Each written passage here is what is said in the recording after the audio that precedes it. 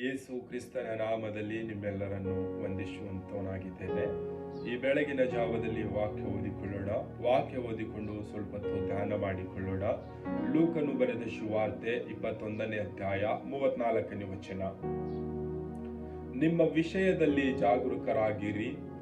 ಅತಿ ಭೋಜನದ ಮಂದಣ್ಣಿನಿಂದಲೂ ಅಮಲಿನಿಂದಲೂ ಪ್ರಪಂಚದ ಚಿಂತೆಗಳಿಂದಲೂ ನಿಮ್ಮ ಹೃದಯಗಳು ಭಾರವಾಗಿರಲಾಗಿ ಆ ದಿವಸವು ನಿಮ್ಮ ಮೇಲೆ ಉರುಳಿನಂತೆ ಪಕ್ಕನೆ ಬಂದಿತು. ಕರ್ತನಲ್ಲಿ ಪ್ರೀತಿಯುಳ್ಳ ದೇವಜನರೇ, ನಾವು ಈ ಒಂದು ದಿನದಲ್ಲಿ ಈ ಲೋಕದಲ್ಲಿ ಜೀವಿಸುವಾಗ ನಾವು ಯಾವ ರೀತಿಯಾಗಿ ಜೀವಿಸ್ತಾ ಇದ್ದೇವೆ ಎಂಬುದನ್ನು ನಮ್ಮನ್ನೇ ನಾವು ಪರೀಕ್ಷೆ ಮಾಡಿ ನೋಡಿಕೊಳ್ಳೋಣ. ಈ ಒಂದು ಸಮಯದಲ್ಲಿ ವಾಕ್ಯದ ಪ್ರಕಾರ ನೋಡುವಾಗ ನಾವು 3 ಭಾಗವಾಗಿ ನೋಡಿಕೊಳ್ಳೋಣ.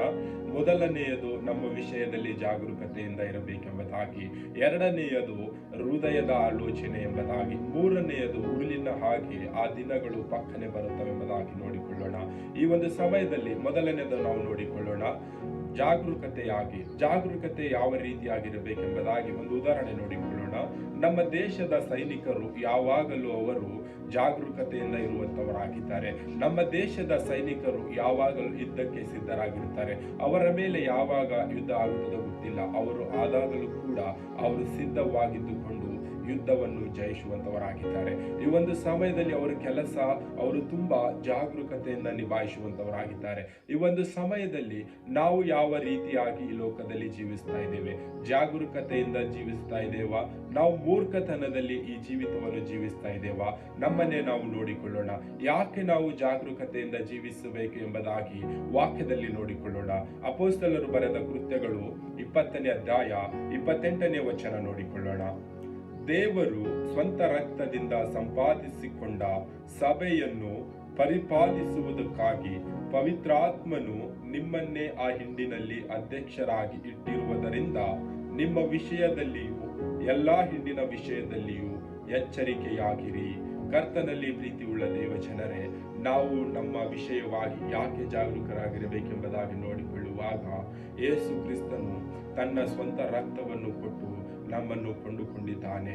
ಆತನು ಕೊಂಡುಕೊಂಡು ನಮ್ಮನ್ನು ಸಭೆಯ ಪರಿಪಾಲನೆಗಾಗಿಯೂ ಸಭೆಯ ಹಿಂಡುಗಳ ಮೇಲೆ ಅಧ್ಯಕ್ಷರನ್ನಾಗಿಯೂ ಅನೇಕ ಸಭೆಗಳಿಗೆ ನಮ್ಮನ್ನು ಮಾದರಿಯಾಗಿ ಇಡುವುದಕ್ಕಾಗಿ ಈ ಒಂದು ದಿನದಲ್ಲಿ ಆರಿಸಿಕೊಂಡಿದ್ದಾನೆ. ನಾವು ಯಾವ ರೀತಿಯಾಗಿ ಜೀವಿಸ್ತಾ ಇದ್ದೇವೆ? ಪರಿಶುದ್ಧನು ಮಹಾಪರಿಶುದ್ಧನಾದಂಥ ದೇವರು ಆತನ ದೇಹದಲ್ಲಿರ್ತಕ್ಕಂಥ ಕಣ ರಕ್ತಗಳನ್ನು ಕೊಟ್ಟು ನಮ್ಮನ್ನು ಕೊಂಡುಕೊಂಡಿದ್ದಾನೆ. ನಾವು ಈ ಒಂದು ದಿನದಲ್ಲಿ ಯಾವ ರೀತಿಯಾಗಿ ಜೀವಿಸ್ತಾ ಇದ್ದೇವೆ?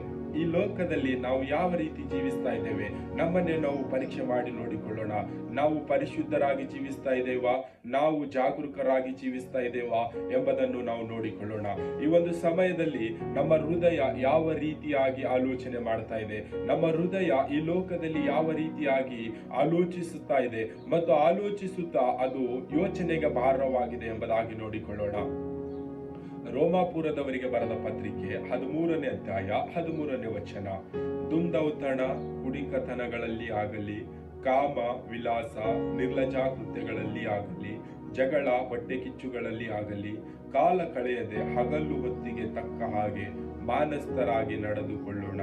ಕರ್ತನಲ್ಲಿ ಪ್ರೀತಿಯುಳ್ಳ ದೇವಜನರೇ, ಈ ಒಂದು ದಿನದಲ್ಲಿ ಈ ಲೋಕದಲ್ಲಿ ನಮ್ಮ ಹೃದಯ ಯಾವ ರೀತಿಯಾಗಿ ಆಲೋಚಿಸುತ್ತದೆ ಎಂಬುದಾಗಿ ನೋಡುವಾಗ, ಕುಡಿಕುತನ, ದುಂದೌತಣ, ಕಾಮಾಭಿಲಾಷೆ, ನಿರ್ಲಜ್ಜ ಕೃತ್ಯಗಳು, ಕೇಡು ಮಾಡುವಂಥದ್ದು, ಹೊಟ್ಟೆ ಕಿಚ್ಚು ಪಡುವಂಥದ್ದು ಮತ್ತು ಜಗಳ ಮಾಡುವಂಥದ್ರಲ್ಲಿ ನಮ್ಮ ಹೃದಯ ಆಲೋಚಿಸುತ್ತಾ ಅದು ಕುಂದು ಹೋಗಿಂತದಾಗಿದೆ.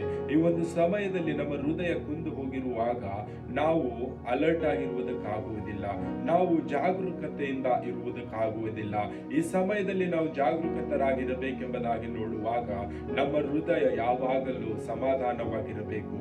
ನಮ್ಮ ಹೃದಯ ಯಾವಾಗಲೂ ಸಂತೋಷ ಪಡುವಂಥದ್ದಾಗಿರಬೇಕು. ನಮ್ಮನ್ನೇ ನಾವು ಪರೀಕ್ಷೆ ಮಾಡಿ ನೋಡಿಕೊಳ್ಳೋಣ. ಈ ಲೋಕದಲ್ಲಿ ನಮ್ಮ ಹೃದಯ ಸಂತೋಷ ಪಡ್ತಾ ಇದೇನಾ?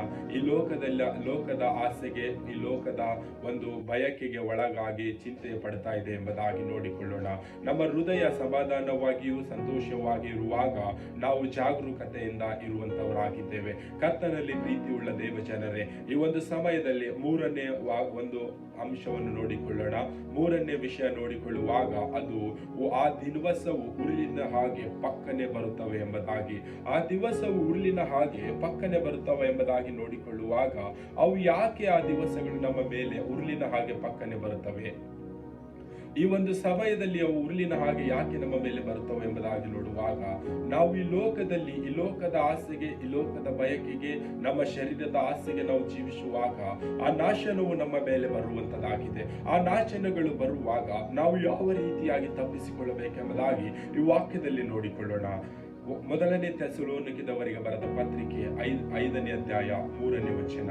ಸಮಾಧಾನವಾಗಿಯೂ ನಿರ್ಭಯವಾಗಿಯೂ ಇರುತ್ತೇವೆ ಎಂದು ಜನರು ಹೇಳುತ್ತಿರುವಾಗಲೇ ಅವರ ಮೇಲೆ ನಾಶನವು ಗರ್ಭಿಣಿಗೆ ಪ್ರಸವ ವೇದನೆ ಬರುವ ಪ್ರಕಾರ ಬರುವುದು. ಅವರು ಹೇಗೂ ತಪ್ಪಿಸಿಕೊಳ್ಳಲಾರರು. ಕರ್ತನಲ್ಲಿ ಪ್ರೀತಿ ಉಳ್ಳ ದೇವ ಜನರೇ, ಈ ಒಂದು ದಿನದಲ್ಲಿ ಈ ಲೋಕದಲ್ಲಿ ನಾವು ಜೀವಿಸುವಾಗ ಅನೇಕ ತಾಯಂದಿರು ಮಕ್ಕಳನ್ನು ಜನ್ಮ ನೀಡುವಂತವರಾಗಿದ್ದಾರೆ. ಅವರು ಜನ್ಮ ನೀಡುವಾಗ ಅನೇಕ ವೇದನೆಗಳನ್ನು ಅನುಭವಿಸುತ್ತಾರೆ. ಅವರಿಗೆ ಯಾವ ರೀತಿ ಆ ಪ್ರಸವ ವೇದನೆಯ ಒಂದು ವೇದನೆ ಬರುತ್ತದೋ ಆ ರೀತಿಯಾಗಿ ನಾಶನದ ದಿನಗಳು ಈ ಒಂದು ದಿನದಲ್ಲಿ ನಮ್ಮ ಮೇಲೆ ಬರಲಿಕ್ಕಿದೆ ಪ್ರಿಯರೇ.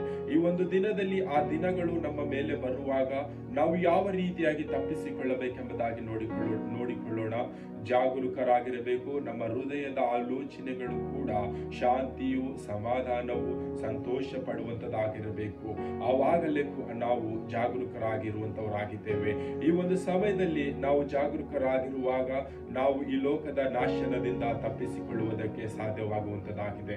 ಕರ್ತನಲ್ಲಿ ಪ್ರೀತಿ ಉಳ್ಳ ದೇವ ಜನರೇ, ನಾವು ಮಾನಸ್ಥರಾಗಿಯೂ ಮತ್ತು ಜಾಗರೂಕರಾಗಿಯೂ ನಮ್ಮ ಹೃದಯ ಯಾವಾಗಲೂ ಹರ್ಷಿಸುತ್ತಾ ನಾವು ಜೀವಿಸುವಂತವರಾಗೋಣ. ಕರ್ತನು ಈ ವಾಕ್ಯ ಎಲ್ಲರ ಆತ್ಮೀಯ ಲವಕರಿಗೆ ಆಶೀರ್ವದಿಸಲಿ. ಆಮೆನ್.